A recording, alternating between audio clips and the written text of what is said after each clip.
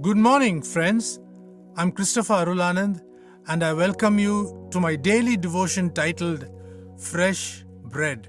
And I do hope and pray that the words of my mouth and the meditation of my heart will be acceptable in His sight. My message for this day is titled Get Back to the Base. When I say that, I mean get back to God and His Word to rectify our mistakes. King David was one of the greatest kings the nation of Israel had. But he too made a few mistakes that brought trouble to the nation. By not complying with the instructions given by God, which was supposed to be carried only by the Kohathites, there was commotion and death when the Ark of the Covenant was carried. But after this, David got back to the Word of God, corrected himself, and then the nation was blessed. We read this episode in 2 Samuel chapter 6. Coming to Daniel. Daniel was bewildered and did not have a clue as to how long the exiles, including himself, would remain in Babylon. When he got back to the Word of God, he got the answer in the book of Jeremiah, chapter 25, verses 11 and 12. When Israel experienced an unexpected defeat to Ai, Joshua the leader was taken by surprise.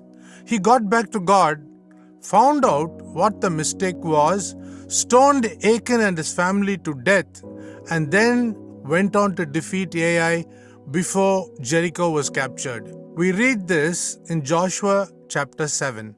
When the daughters of Zelophehad questioned Moses why they were to be denied their father's inheritance, Moses got back to God and later did the needful.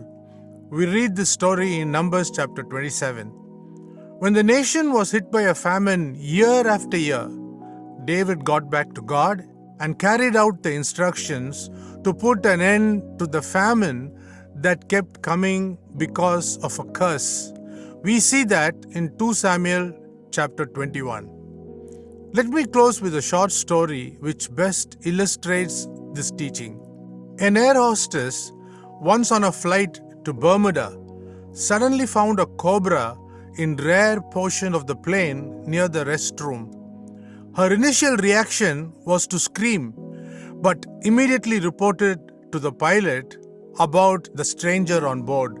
The pilot told her to ignore the cobra and keep talking to him as the plane was cruising at 35,000 feet. After the plane landed, he said that before he became a trained pilot, he was a vet and knew very well that at high altitudes, snakes remained paralyzed. The air hostess kept in touch with the base. When things go awry, get back to God and His Word and correct yourself. God bless you. Have a great day.